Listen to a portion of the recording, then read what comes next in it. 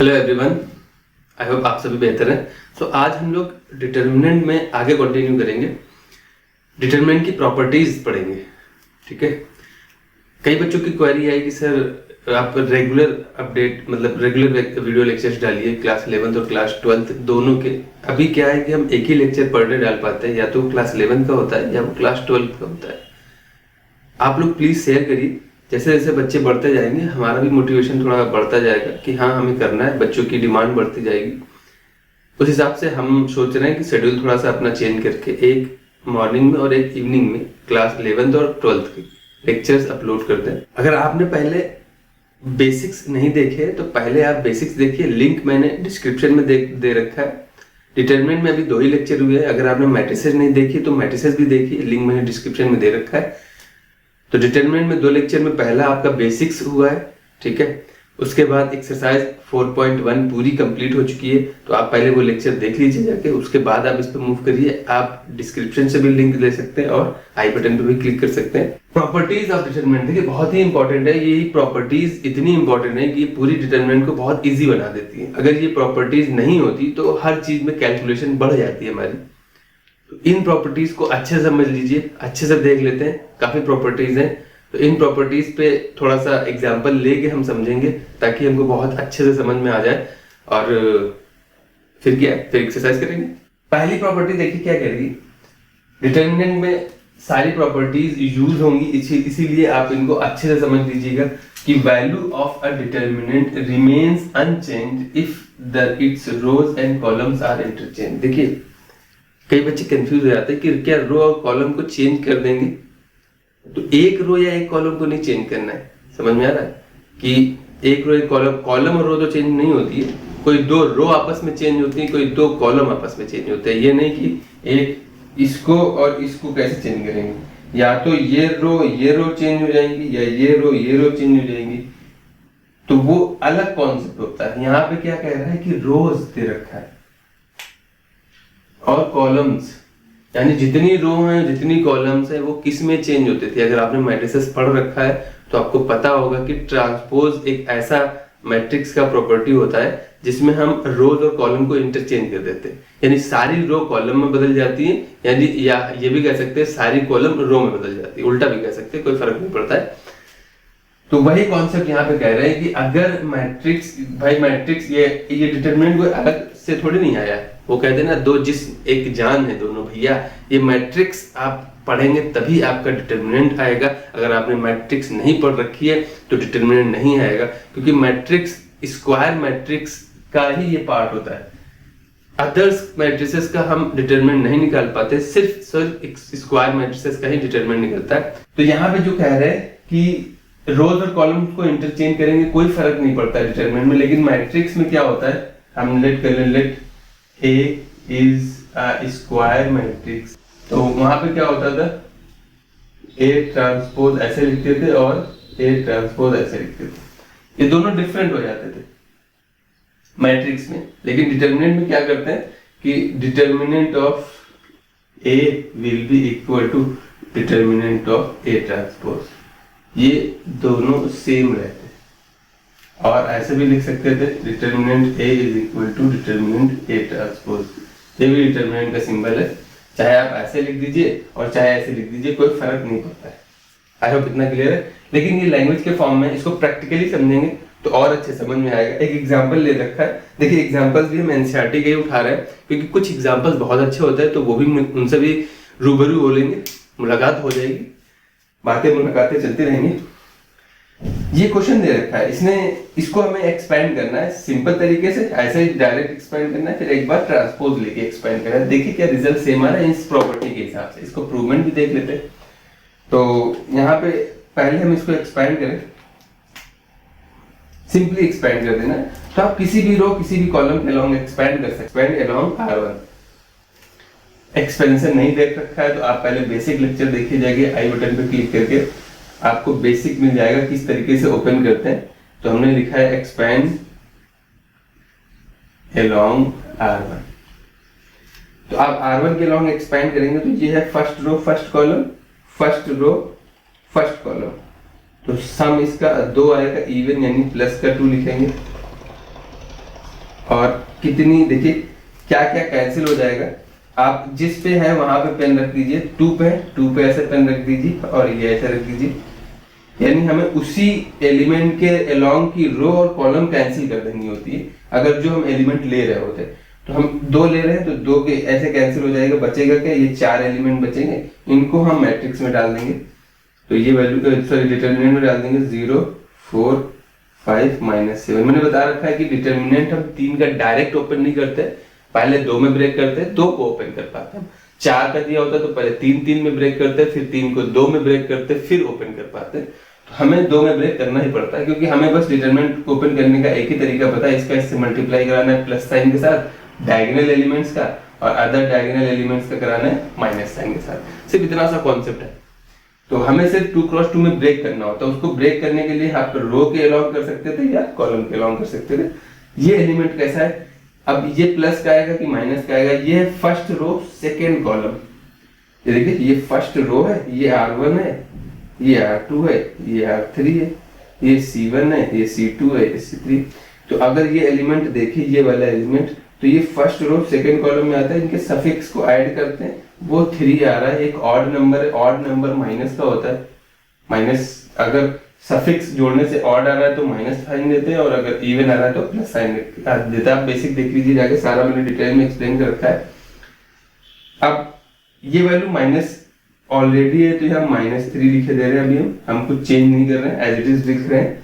अब इसके अलावा ऐसे और ऐसे पेन रख देंगे, अगर ऐसे ऐसे, तो ये एलिमेंट्स बच जाएंगे 6 4 1 -7। आई होप इतना क्लियर है।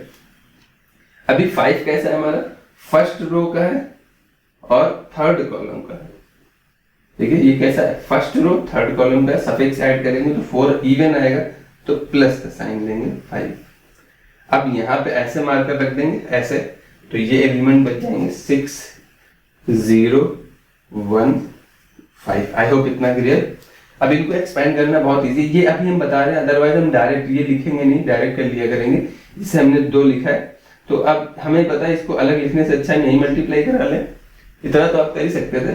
देखिए ये हमने लिख दिया, अब हम डायरेक्ट लिख करते हैं, यानी इसको एक्सपेंड करना है वो हम डायरेक्ट एक्सपेंड करते हैं। कैसे होता है, जैसे यहाँ पे 2 आ गया है, यहाँ पे हम क्या लिखते हैं, जैसे ये 2 प्लस का था, ऐसे जैसे ये एलिमेंट कैंसिल कर देते, इसका इससे मल्टीप्लाई कराते तो 0 आ रहा है, और इसका इससे मल्टीप्लाई होता है माइनस साइन के साथ, तो -20 आ जाता। तो हम डायरेक्ट भी ओपन कर लिया करेंगे, ऐसा कोई टफ रूल नहीं है कि हमको 2 में ब्रेक करके ही करना है। ये अभी आपकी प्रैक्टिस के लिए है कि हम 2 में करते, अदरवाइज हम डायरेक्ट इस स्टेप पे आ जाएंगे। इसे 2 लिखा मैंने, 2 ऐसे कैंसिल कर दिया। ये आप मन में कैलकुलेशन करा सकते हैं, बहुत ही बड़ी कैलकुलेशन नहीं होती है। इसका इससे मल्टीप्लाई कराया प्लस साइन के साथ, इसका इससे मल्टीप्लाई कराया माइनस साइन के साथ, तो ये तो 0 हो जाएगा, 0 से मल्टीप्लाई करा के, और ये -20 हो जाएगा। अब माइनस और एक और माइनस आया था, क्योंकि ये माइनस ऑलरेडी और यहाँ पे ऑलरेडी माइनस होता है, तो ये +3 हो जाएगा। ये सारे साइन आपको ध्यान रखने। अभी ये ऐसे मार्कर रख देंगे अगर आप, तो ये एलिमेंट कैंसिल हो रहे हैं, देखिए ये एलिमेंट कैंसिल हो जाएंगे, तो बचेंगे क्या, ये एलिमेंट बच रहे हैं, तो ये 4 एलिमेंट बच रहे हैं। इसका इससे मल्टीप्लाई कराना है प्लस साइन के साथ, यहाँ ऑलरेडी माइनस है तो माइनस हो जाएगा 42, 7 × 6 42। आप इनको इग्नोर कर देना, इनको देखना ही नहीं, इस लाइन को देखना ही नहीं है। वो लाइन तो पूरी पूरी कैंसिल रहती है, आप किसी भी एलिमेंट पे जाएंगे वो लाइन पूरी कैंसिल रहेगी, उसके नीचे वाली कॉलम भी कैंसिल हो जाती है। तो आप इसको देखिए नहीं, इसका इससे मल्टीप्लाई कराइए प्लस साइन के साथ, इसका इससे मल्टीप्लाई कराइए माइनस साइन के साथ, तो ये वैल्यू -4 हो जाएगी। आपको अगर ऐसे थोड़ी दिक्कत होती है तो प्रैक्टिस करिए, प्रैक्टिस से आएगा। पहले आप ऐसे फॉर्मेट में लिखिए, तो ये देखिए प्लस का 3 हो गया, माइनस का इसका मल्टीप्लाई कराएंगे प्लस साइन के साथ, लेकिन यहाँ माइनस दे रखा है तो माइनस हो जाएगा 42 और ये -4। अभी क्या है +5 पे आते हैं, तो ये कॉलम कैंसिल हो जाएगी, रो तो कैंसिल रहती है, ये कैंसिल हो जाएगी, इससे मल्टीप्लाई हो जाएगा प्लस साइन के साथ, तो ये 30 हो जाएगा। ये देखिए ये 30 हो जाएगा, ये 0 हो जाएगा, तो ये -0। आप इसमें भी करा सकते थे, अगर इस प्रोसेस से कर रहे हैं तो ये 30 हो गया, ये -0 हो गया। आई होप इतना क्लियर है। तो यहाँ वैल्यू 2 से मल्टीप्लाई कराएंगे माइनस का 40 हो जाएगा, यहाँ पे वैल्यू हो जाएगी माइनस की 46 था, अंदर 3 × 46 है, तो 3 से मल्टीप्लाई करा देंगे तो 8 आ जाएगा, 3 6 8 आ जाएगा, 13 आ जाएगा, 138। और यहाँ पे प्लस है 150 आ रहा है, 150 आ रहा है। अब इसको सॉल्व कर लेते हैं। पहले सिंपल दिख रहा है हमको। ये वैल्यू कितनी बचेगी, 12 बचेगी प्लस की। तो यहाँ वैल्यू आ रही है माइनस का 40 प्लस का 12। ये देखिए ये और दोनों ऐड सब्ट्रैक्ट हो जाएंगे, सिंपल सा 12 बच रहा है। अब इनको ऐड सब्ट्रैक्ट कर देंगे तो वैल्यू कितनी आ रही है, माइनस का 28। ये हमारा आंसर आ रहा है इस डिटरमिनेंट का। जब हमने सिंपली ओपन किया, देखिए हमने थोड़ा सा टाइम लिया है आपको फिर से थोड़ा सा रिवीजन कराते हुए बेसिक्स तरीके से बताया। अभी हम जब इसको ट्रांसपोज लेके एक्सपेंड करेंगे तो डायरेक्ट एक्सपेंड करेंगे, आप समझ सकते हैं, बेसिक्स हमने बता रखा है, फिर से देख लीजिएगा जाके। अभी हम इसको एक्सपेंड कर देते हैं। तो ये मानिए कोई डिटरमिनेंट ए दे रखा था, इसका हमें ट्रांसपोज लेना है।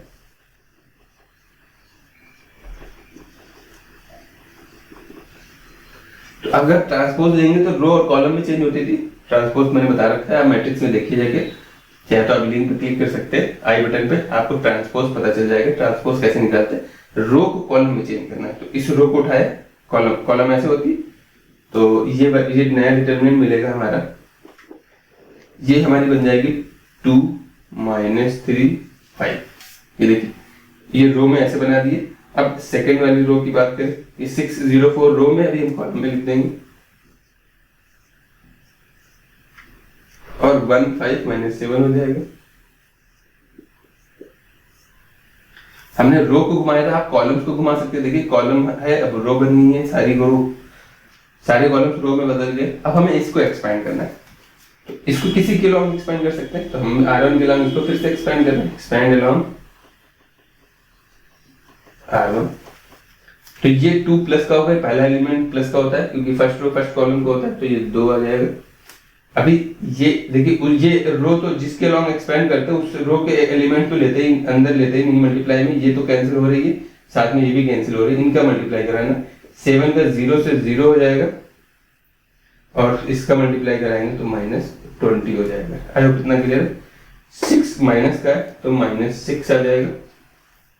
जब -6 आएगा तो ये कॉलम कैंसिल हो जाएगी, ये तो कैंसिल रहती रहती है, ये भी कैंसिल हो जाएगी। इसका इससे मल्टीप्लाई प्लस साइन के साथ होगा, तो प्लस साइन तो हमने लिखा ही था, लेकिन -3 - 7 तो माइनस माइनस वो भी प्लस हो जाएगा, तो 21 हो जाएगा। अब जब ये एलिमेंट कैंसिल हो रहा था तो इसका इससे मल्टीप्लाई हो रहा है, इसका इससे मल्टीप्लाई होगा माइनस साइन के साथ, तो -25 हो जाएगा। अब देखिए इसका इससे मल्टीप्लाई, अभी 1 पे आ गए। 1 हमारा प्लस का होता है, 1 हमारा प्लस क्योंकि first row third column even आ जाता है, तो 1 आ जाएगा। अभी ये एलिमेंट कैंसिल हो जाएंगे ऐसे, तो ये इससे मल्टीप्लाई हो जाएगा, वैल्यू कितनी दे देगा माइनस, क्योंकि हमें प्लस से मल्टीप्लाई कराना, देखिए माइनस दे रखा है तो -12 आ जाएगा। और वो 0 हो जाएगा क्योंकि 0 से मल्टीप्लाई कराना, कोई फर्क नहीं पड़ेगा। यहाँ पे वैल्यू कितनी आ रही है, -40।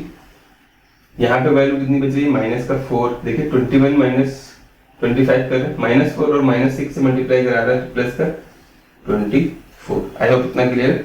यहाँ पे वैल्यू -4 बच रही है, -6 बाहर है और -4 अंदर, तो मल्टीप्लाई करा देंगे तो 24 आ जाएगा प्लस का। और यहाँ पे वैल्यू -12 है। अभी देखिए ये वैल्यू कितनी हो जाएगी, ये 24 प्लस का, ये माइनस का, तो वैल्यू -40 + 12, ये प्लस का 12 बचेगा और ये घटा के क्या दे देगा, -28। आई होप इतना क्लियर है। कोई भी चेंज में नहीं हो रहा है, हमारा आंसर दोनों केसेस में कितना आ रहा है, सेम आ रहा है। तो ये प्रॉपर्टी पहली है कि आप रो कॉलम्स को, सारी रो कॉलम्स को चेंज कर देंगे, कोई फर्क नहीं पड़ेगा। एक रो कॉलम को नहीं, कि सिर्फ एक रो और यानी इन दोनों रो को, कोई भी 2 रो या कोई भी 2 कॉलम को एक्सचेंज करते हैं, ऐसा कोई कॉन्सेप्ट नहीं है। ऐसे के लिए आपकी अलग प्रॉपर्टी है, ठीक है, उसका आंसर चेंज हो जाता है।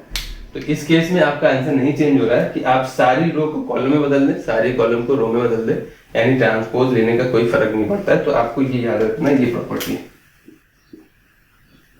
दोनों एक ही है, बस रिप्रेजेंटेशन अलग है, इसको नोट कर लीजिए।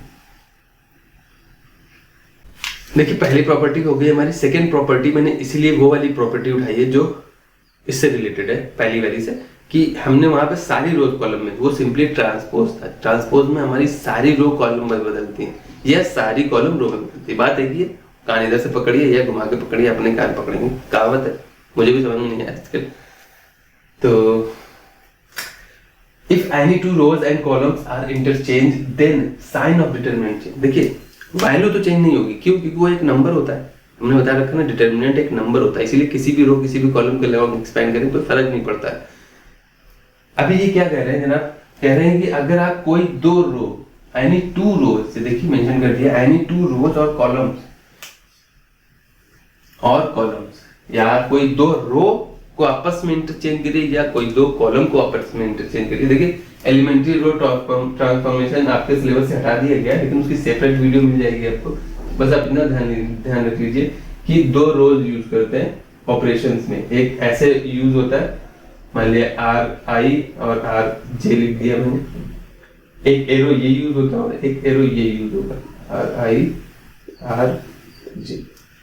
कुछ भी प्रॉपर्टी लग सकती है, एडिशन सब्ट्रैक्शन, इवन कोई से मल्टीप्लाई भी करा सकते हैं, मान लिया कैसे मल्टीप्लाई करा दे रहे हैं या इसको किसी में ऐड कर दे रहे हैं। तो इस टाइप की प्रॉपर्टीज में होता क्या है, जैसे इसको ऐसे भी लिख सकते हैं कि R1 जो है आर आई, कोई भी रो हो सकती थी, वो हो रही है are I minus R J, ऐसे भी लिख सकते थे। कोई भी ऑपरेशन जिसकी जरूरत होगी वो ऑपरेशन हम अप्लाई करते हैं। लेकिन यहाँ पे क्या है, इनके मतलब समझ लीजिए, एरो के मतलब, क्योंकि जब हम एलिमेंट्री ऑपरेशन करेंगे तो आपको क्लियरली बता देंगे।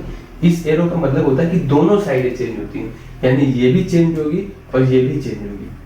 अगर हम लिख दें कि R1 ये एरो लगा दे R2, यानी कि R1 भी चेंज हो रही है और R2 भी चेंज हो रही है, यानी R1 की जगह R2 जा रहा है और R2 की जगह R1, इंटरचेंज हो रहा है। और अगर ये लगाए तो सिर्फ R1 चेंज हो रही है। इधर कोई भी रो, मान लिया हम यहाँ पे एक और रो ले सकते हैं, R1 हम इसको लिख दें, ये RI रहने दीजिए, यहाँ पे लिखे थे, मैंने R2 चेंज किया, R2 plus R1 minus 3 times R2 भी लिख सकते थे, R3 सॉरी, क्योंकि सारे तीनों रो आ रही हैं। तो यहाँ पे क्या है कि देखिए यहाँ पे सिर्फ R2 चेंज होगा, किस तरीके से चेंज होगा वो मैंने इधर बता रखा है कि R2 में R1 ऐड होगी और 3 टाइम्स R3 सब्ट्रैक्ट होगी। तो ये एक ऑपरेशन है, एलिमेंट्री रो कॉलम ऑपरेशन होते हैं, तो ये रो का ऑपरेशन है। कॉलम में C लिखते हैं क्योंकि कॉलम को हम C से रिप्रेजेंट करते हैं, रो को R से रिप्रेजेंट करते हैं, बाकी सारी चीजें सेम रहती है, बस R और C का डिफरेंस रहता है, रो के लिए R और कॉलम के लिए C। तो यहाँ पे क्या है कि इस एरो का मतलब हो रहा है कि दोनों चीजें चेंज हो रही हैं, यानी इस साइड भी रो है वो चेंज हो जाएगी, R1 की जगह के एलिमेंट बदल जाएंगे और इस साइड के भी एलिमेंट बदल जाएंगे। यहाँ पे क्या है कि सिर्फ R2 बदलेगा, किस तरीके से बदलेगा वो हमें बता। तो आपको बेसिक इतना पता होना चाहिए था इन एरोस का मतलब क्या होता है। अभी हम यहाँ आ जाए, हम इन दोनों को चेंज कर देते हैं, चेंज R1 R2, यानी हम R1 की जगह R2 करे दे रहे हैं और R2 की जगह R1, दोनों चेंज होगी। तो वैल्यू क्या हो जाएगी, यहाँ पे लिखे दे रहे हैं, ये प्रॉपर्टी वैसे इधर लिखनी चाहिए, तो यहाँ पे लिखे दे रहे हैं। तो वैल्यू कितनी हो जाएगी, R1 की जगह अब ये वाली आ जाएगी और इसकी जगह ये वाली चली जाएगी, दोनों चेंज हो जाएंगे। तो ये हो जाएगा 6 0 4, ये वैल्यू हो जाएगी 2 -3 5। इसका हमने कहीं जिक्र नहीं किया, ये एज इट इज रहेगी। आई होप इतना क्लियर है ये। अब हमें इसको एक्सपेंड करना है, एक्सपेंड करने का बता रखा है, एक्सपेंड अलोंग R1 हम एक्सपेंड कर रहे हैं। अब बेसिक बिल्कुल बार बार नहीं बताएंगे, हम डायरेक्ट एक्सपेंड कर दे रहे हैं। तो पहले क्या आ जाएगा 6, ये 6 प्लस क्या रहेगा, आपको ये एलिमेंट और ये एलिमेंट कैंसिल कर दें, उसी के रो और कॉलम वाले एलिमेंट कैंसिल हो जाएंगे, इसका इससे मल्टीप्लाई होगा प्लस साइन के साथ, यहाँ माइनस माइनस प्लस हो जाएगा, प्लस तो हम लेते हैं -3 -7, तो वैल्यू कितनी आ रही है 21 माइनस यहाँ पे 25। आई होप इतना क्लियर है।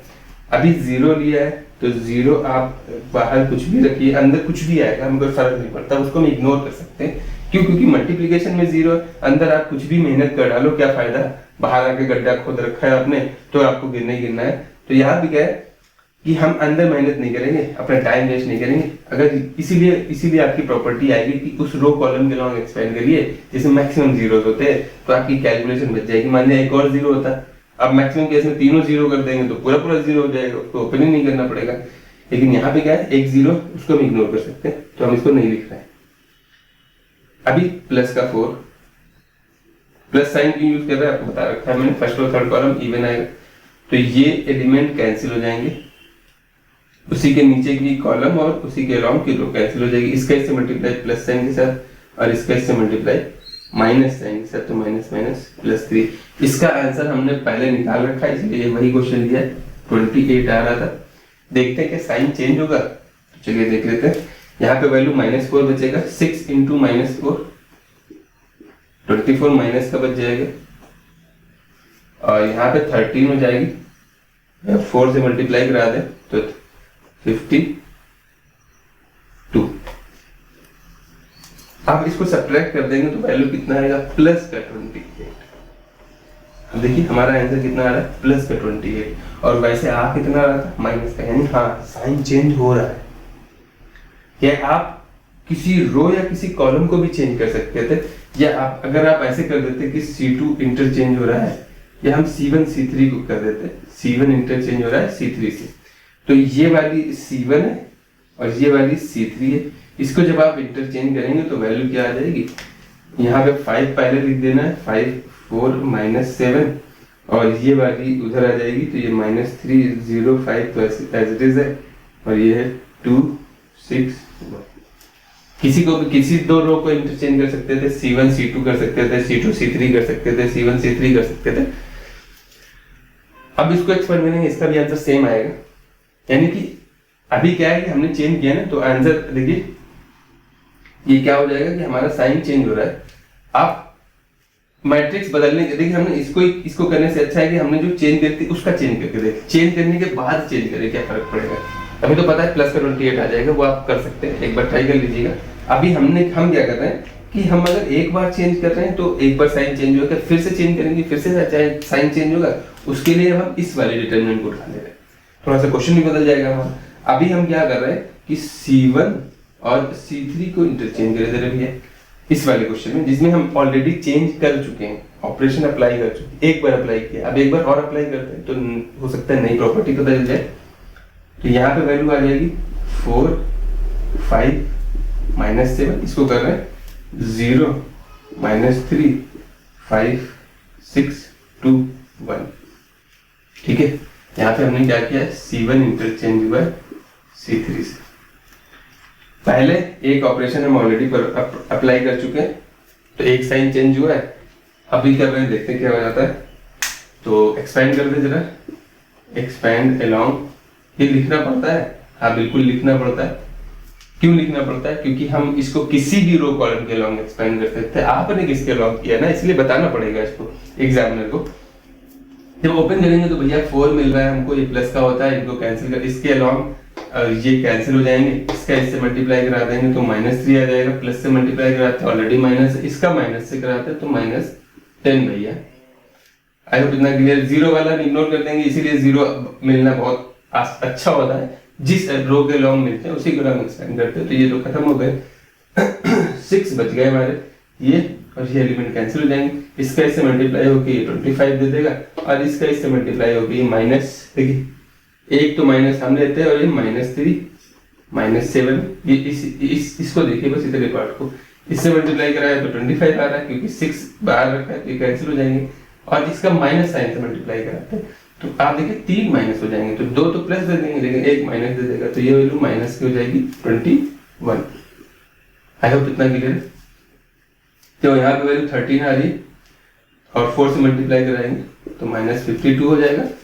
यहाँ पे वैल्यू कितनी 4 आ रही है, और प्लस 6 है तो 24 हो जाएगा। अभी देखिए -28 है।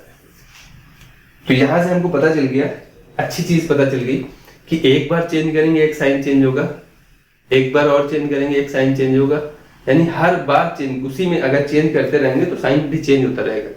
मैट्रिक्स में भी, ये डिटरमिनेंट में सॉरी, एक बार चेंज किया एक साइन चेंज हुआ, फिर इसमें इसी में एक और चेंज करेंगे फिर साइन चेंज होगा। ये तो साइन चेंज हो ही रहा था। अभी इससे क्या पता चल रहा है कि अगर चेंजेस ऑड नंबर्स में हो रहा है, यानी एक बार चेंज किया, 3 बार चेंज किया, 5 बार चेंज किया, तो साइन चेंज हो जाएगा। देखिए एक बार चेंज किया था तो साइन चेंज हुआ, फिर से चेंज किया, वो इवन हो गया ना, 2 बार कंटिन्यूअस 2 बार चेंज कर लिया तो वही आ रहा है -28। अब सोचिए, अब इसका हम फिर से इसी में अगर हम फिर से चेंज कर देते, इन दोनों को चेंज कर देते, ठीक है, तो फिर साइन चेंज हो जाता है, फिर प्लस आ जाता है तो फिर साइन चेंज हो जाता है। यानी यहाँ से जो हमारा फाइनल कंक्लूजन निकल रहा है वो भी एक प्रॉपर्टी की तरह आप ले सकते हैं या एक फॉर्मूले की तरह ले सकते हैं कि जब चेंजेस हम इवन नंबर्स में करेंगे तो साइन में कोई फर्क नहीं पड़ेगा, और अगर चेंजेस हम ऑड टर्म्स कॉन्टिन्यूअस की बात कर रहे हैं कि 2 बार कॉन्टिन्यूअस चेंज कर दिया उसी डिटरमिनेंट में, 3 बार कॉन्टिन्यूअस चेंज कर दिया उसी डिटरमिनेंट में, तो हमारा साइन चेंज हो जाएगा। आई होप इतना क्लियर है। अगर चेंजेस लगातार 3 बार हुए हैं, 5 बार हुए हैं, 7 बार हुए हैं, 1 बार हुआ है, ऑड नंबर्स में हुआ है तो साइन चेंज हो जाएगा। इवन नंबर्स में 2 बार हुआ है, 4 बार हुआ है, 6 बार हुआ है तो कोई साइन चेंज नहीं होगा। आई होप इतना क्लियर है। ये देखिए 2 बार करने से हमारी एक प्रॉपर्टी और बदल गई। तो यहाँ पे आप मेंशन कर सकते थे कि अगर चेंजेस आप इवन टर्म्स में कर रहे हैं, मतलब 3 बार 2 बार 4 बार कर रहे हैं तो कोई फर्क नहीं पड़ता है, और ऑड में करेंगे तो साइन चेंज हो जाएगा। ऑड में किया था साइन चेंज हो गया, इवन में किया कोई फर्क नहीं पड़ा, 1 बार करेंगे फिर चेंज हो जाएगा, 3 वाले में देखिए फिर साइन चेंज हो जाएगा, 4 वाले में फिर साइन नहीं चेंज होगा। तो आप ये लिख सकते थे। आई होप इतना क्लियर है। तो इसको नोट कर लीजिए, फिर हम आगे मूव करते हैं। आगे थर्ड प्रॉपर्टी देखिए क्या कह रहा है। थर्ड प्रॉपर्टी कह रहा है कि if all elements of any row और column are 0 then value of determinant is 0।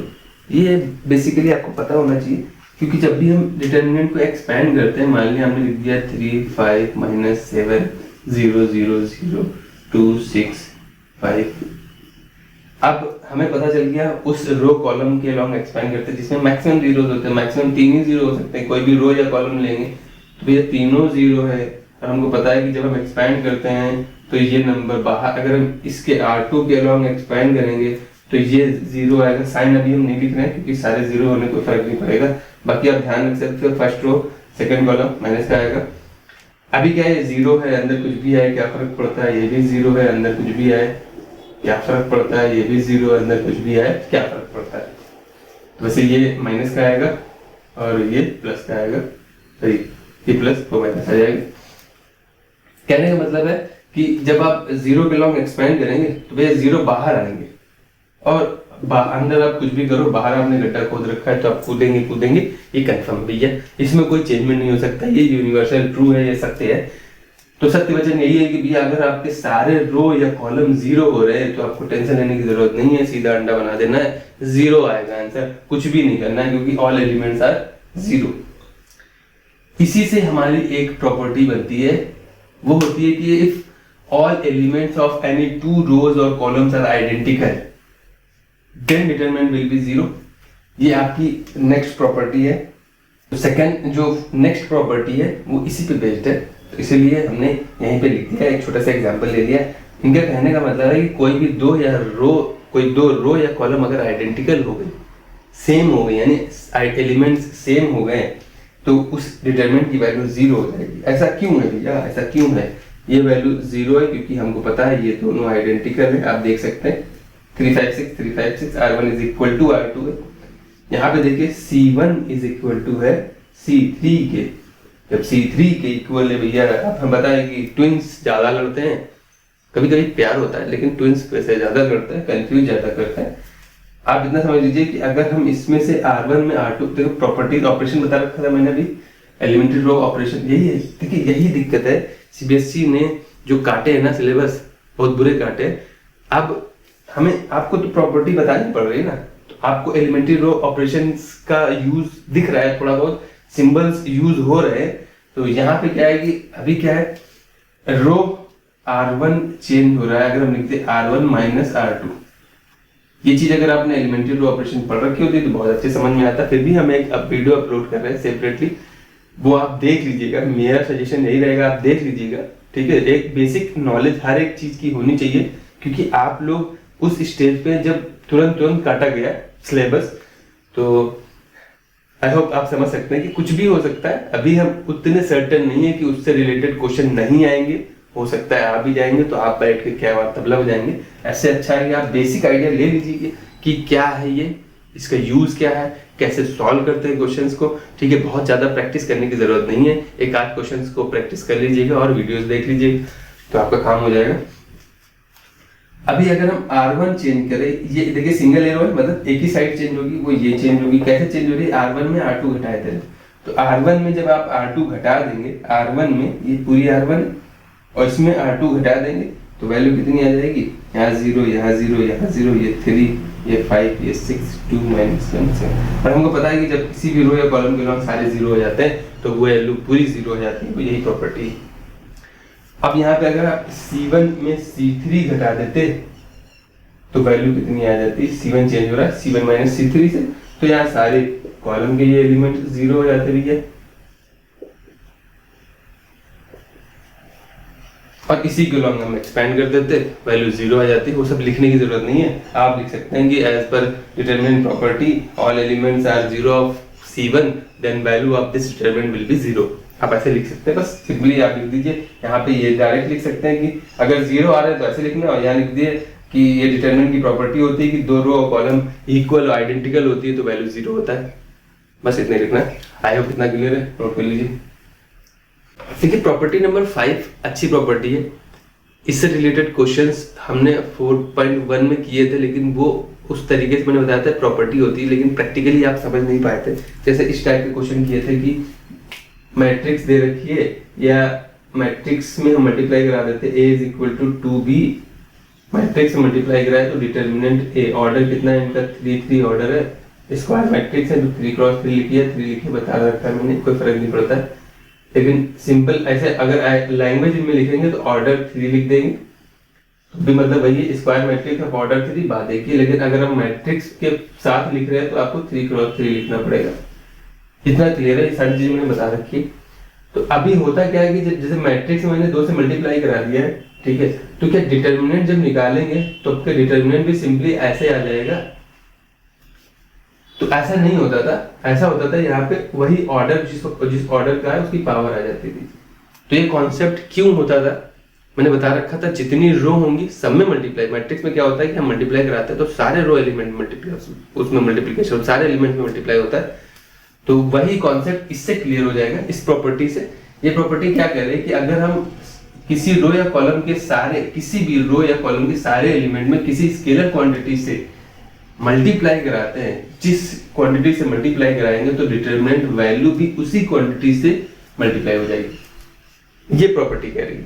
तो आप सोचिए ना कि अगर हम 3 क्रॉस 3 में एक रो में मल्टीप्लाई करा रहे हैं 5 से, तो आंसर भी 5 से मल्टीप्लाई होगा।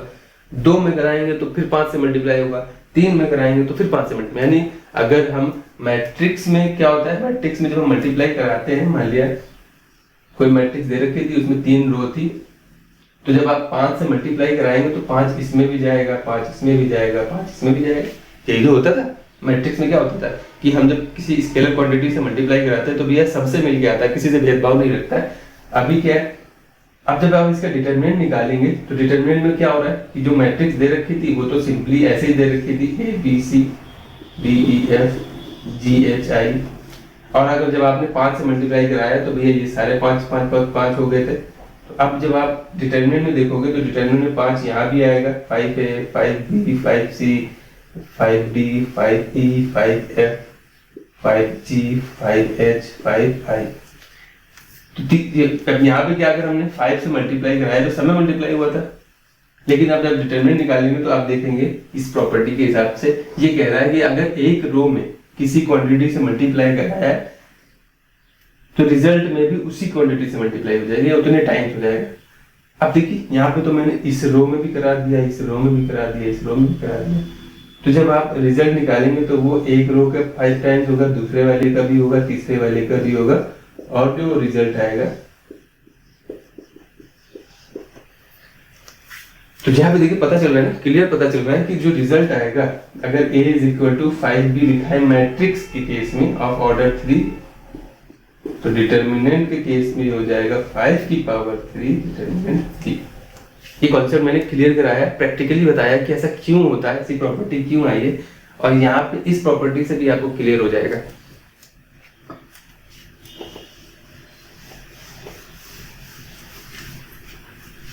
तो भैया इस एक एग्जांपल ले लेते हैं, जैसे ये दे रखा है, तो पहले हम इसको सॉल्व कर लेते हैं। हमको पता होना चाहिए कि डिटरमिनेंट कितना है। तो जब हम ओपन करेंगे तो वैल्यू कितनी आ जाएगी, इस देखिए 1 है, 1 के लॉन्ग, इसके लॉन्ग एक्सपेंड R1 के लॉन्ग करें। जब हम इसके लॉन्ग एक्सपेंड करेंगे तो ये एलिमेंट कैंसिल हो जाएंगे, इसका मल्टीप्लाई हो जाएगा, ये -2 हो जाएगा, इसका मल्टीप्लाई हो जाएगा, -1 हो जाएगा, ये -3 है, तो ये एलिमेंट कैंसिल हो जाएंगे ऐसे, ये तो कैंसिल होते हैं, ये भी कैंसिल हो जाएंगे, 2 का 2 से मल्टीप्लाई हो जाएगा 4 और वो 0 हो जाएगा क्योंकि ये 0 1 से मल्टीप्लाई होगा 6, तो 6 की वैल्यू ये कैंसिल हो जाएंगे, ये 2 से मल्टीप्लाई हो जाएगा और ये 0 हो जाएगा। तो फाइनली वैल्यू कितनी आ रही है, -3 -12 प्लस 12, कैंसिल हो गए भैया, वैल्यू आ रही है -3। तो यहां से हमें पता चल रहा है कि आंसर हमारा -3 आ रहा है। अब अगर हम इसमें मल्टीप्लाई करा देते, मान लिया हम R2 चेंज कर रहे हैं, वो 5 टाइम्स R2 हो गया, तो यहाँ पे क्या हो जाएगा 1 3 6 10 -5 5 0 1 2। देखिए हम प्रैक्टिकली एक्सपेंड करके दिखा रहे हैं, वरना आप इसको प्रूव करने के लिए एक्सपेंड करने की जरूरत नहीं पड़ती, क्योंकि हम डिटरमिनेंट से कॉमन ले लेते हैं। अभी से हमने एग्जांपल किया था 5 पहली रो से, 5 दूसरी रो से, 5 तीसरी रो से कॉमन ले लिया था, वो काम भी आप कर सकते थे। उस काम के लिए मुझे दिख रहा है कि यहाँ पे 5 कॉमन आ रहा है, तो 5 कॉमन आ जाता है, डायरेक्ट जो वैल्यू आ रही है वो आ जाएगी। अगर आप 5 कॉमन ले लेते, पहले हम एक्सपेंड कर लेते हैं, अभी हम एक्सपेंड इसके अलाउंग कर रहे हैं, एक्सपेंड R3 के अलाउंग, R3 जब आप R3 के अलाउंग एक्सपेंड करेंगे तो ये भैया हमारी R3 है। अब 0 आएगा तो 0 को तो हम इग्नोर कर देते हैं, अंदर कुछ भी हो क्या फर्क पड़ता है, हमको करके खुद दिया है। यहाँ पे वैल्यू 1, अब ये 1 प्लस की होगी माइनस की होगी, थर्ड रो सेकंड कॉलम है ना, थर्ड रो ये एलिमेंट कैसा है, थर्ड रो सेकंड कॉलम का है, तो माइनस आ जाएगा, माइनस आ जाएगा, ये एलिमेंट कैंसिल हो जाएंगे, 5 का 1 से मल्टीप्लाई हो जाएगा,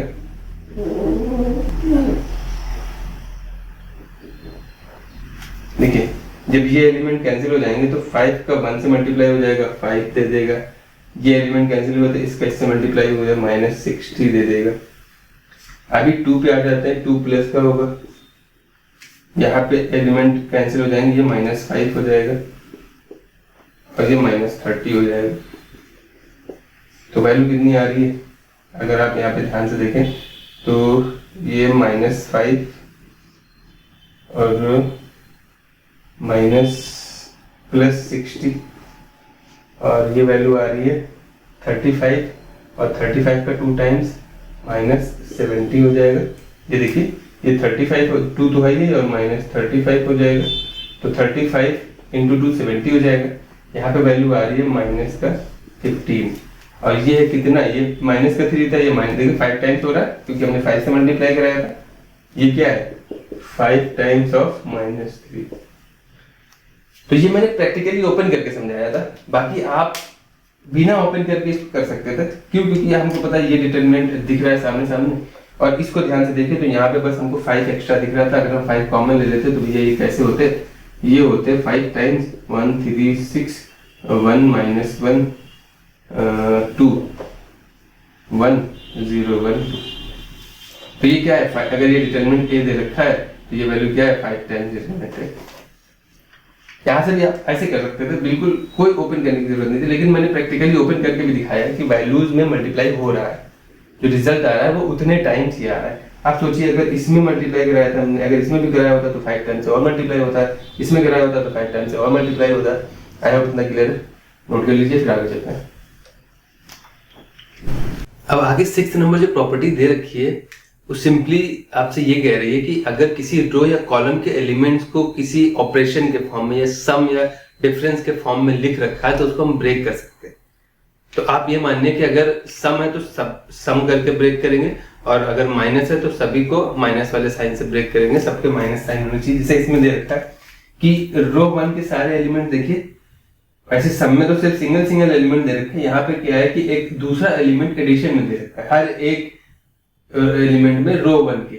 ये सिचुएशन कहीं भी हो सकती है, रो में भी हो सकती थी, कॉलम में भी हो सकती है। इस टाइप क्वेश्चन बहुत यूज होंगे, इनको ब्रेक करके क्वेश्चन को सॉल्व करने के कई अच्छे क्वेश्चन मिलेंगे आपको अगली एक्सरसाइज में। जैसे ये एक क्वेश्चन दे रखा है कि show that this is equal to 0, तो हमें सिंपली अगर ये प्रॉपर्टी पता है तो हम इसको बहुत इजीली कर सकते हैं, अदरवाइज ये क्वेश्चन लेंदी हो जाएगा और आपको भी थोड़ी सी दिक्कत होगी। इस क्वेश्चन में जो कह रहा है कि ये जो प्रॉपर्टी कह रही है कि इस प्रॉपर्टी के अकॉर्डिंग कि हम उसको ब्रेक कर सकते हैं 2 डिफरेंट डिटरमिनेंट्स में। तरीका क्या होता है सब में प्लस साइन दे रखा है, ठीक है। कभी कभी अगर माइनस माइनस दे रखा हो तो हम क्या करेंगे कि इसको माइनस दे देंगे और यहाँ पे प्लस, सारे सब प्लस होने चाहिए। अभी फिलहाल हम प्लस का मान के चल रहे हैं, सभी प्लस है, इतना तो आपको बेसिक आइडिया हो गई, ये प्लस का है।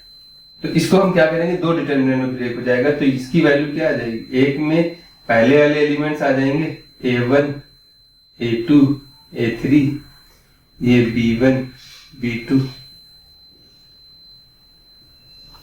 प्लस, ये तो एग्जैक्ट सेम है। यहाँ पे क्या है, λ1 λ3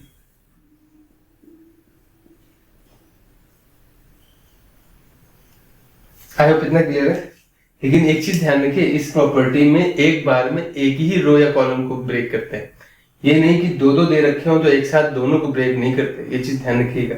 इसको समझाने के लिए एक एग्जांपल ले लेते हैं, ये चीज समझ में आ गई होगी, हम सिंपली इसको ब्रेक कर देते हैं। अब अगर हम ये भी दे देते हैं,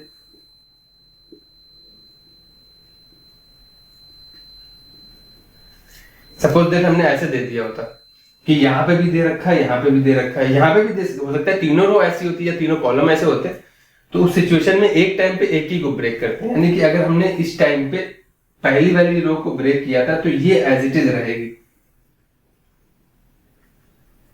मीन 3। तो इस सिचुएशन में देखिए मैंने एक बार में एक ही रो को ब्रेक किया है, अब ये फर्दर ब्रेक हो जाएंगी, तो ये ब्रेक होके दो डिटर्मिनेंट देगा हमारा, ये वैल्यू कितनी हो जाएगी, a1 a2 a3 b1 b2 b3 c1 c2 c3 plus a1 a2 a3 μ1 μ2 μ3 c1 c2 c3। ये फिर ब्रेक होगा दो में, तो यानी कि एक रो से दो बने थे, दो रो से कितने बनेंगे, चार बनेंगे, और अगर तीनों में होता उन चार के फिर और दो हो जाएंगे, यानी अगर तीनों में ऐसी कंडीशन दे रखी थी टोटल 8 डिटर्मिनेंट बन जाएंगे। आपको समझ में आ रहा है चीजें, यानी एक बार में हम एक को ब्रेक करते, देखिए अगर सिर्फ यहाँ पे है तो हमने ब्रेक किया, दो मिले, अब हम इसको ब्रेक करेंगे तो इसके भी दो बनेंगे, इसके भी दो बनेंगे। अब सपोज करिए इसमें भी होता तो फिर हम इसको ब्रेक करते, इसके दो बनते, इसके दो बनते, यहाँ के दो बन जाते, तो टोटल 8 मिल जाते। आई होप इतना क्लियर है।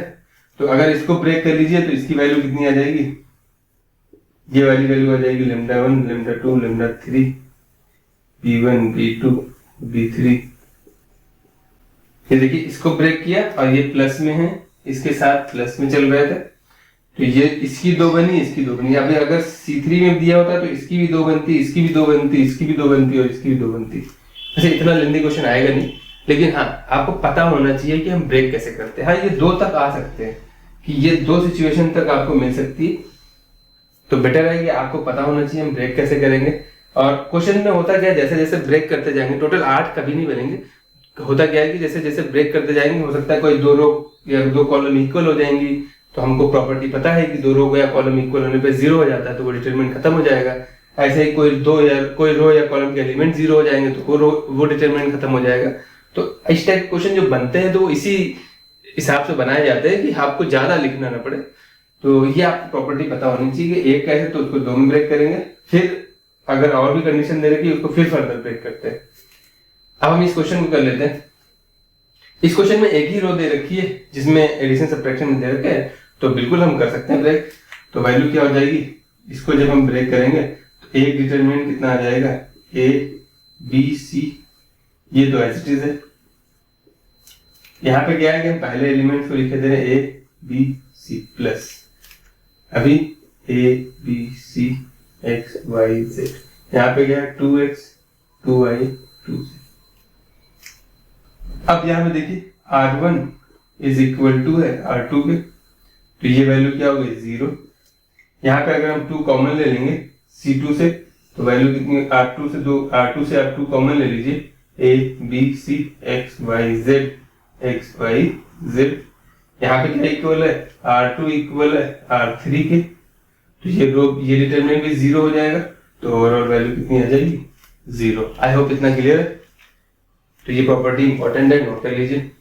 कोई भी डाउट है आप कमेंट करिएगा। अगली प्रॉपर्टी क्या कह रही है, अगली प्रॉपर्टी आपकी एलिमेंट्री ऑपरेशन से रिलेटेड है कि अगर हम किसी रो या कॉलम में एलिमेंट्री ऑपरेशन लगाते हैं, यानी उस पर कोई ऑपरेशन लगाते हैं, यानी ऐसा समझ लीजिए कि हम R1 में कोई दूसरी रो ऐड कर रहे हैं या सब्ट्रैक्ट कर रहे हैं, या किसी दूसरी रो का डबल ट्रिपल जो भी टाइम्स ऐड सब्ट्रैक्ट कर रहे हैं, तो उससे डिटरमिनेंट के रिजल्ट पे कोई फर्क नहीं पड़ता है।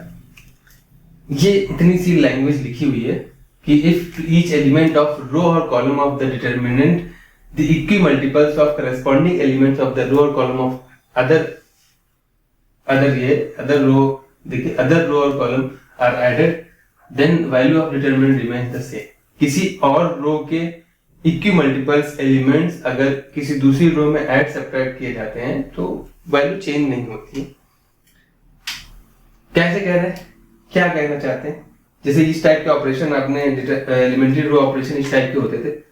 अब अभी आप एक लेक्चर देख लीजिएगा जो अपलोड किया जाएगा एलिमेंट्री रो कॉलम ऑपरेशन का, क्योंकि आपके सिलेबस से हटा दिया गया। बच्चों की डिमांड है भैया जो चीज काम हो गई वो हम नहीं पढ़ेंगे, हम एक्स्ट्रा नहीं लेते हैं। वैसे भी बाकी चीजों में एक्स्ट्रा चल जाता है, लेकिन एजुकेशन के मामले में, वो भी मैथ के मामले में, तो भैया हम एजुकेशन ये जो एक्स्ट्रा देने का जो सिस्टम है भैया बड़ा मेहरबानी हो गया। बच्चे इतना खुश हैं, लेकिन ये नहीं समझ रहे कि उन्होंने काटा ऐसा है कि आपका ही काट दिया दी गई, लेकिन आपको बेसिक आइडिया होना ही चाहिए कि ये चीजें हैं क्या।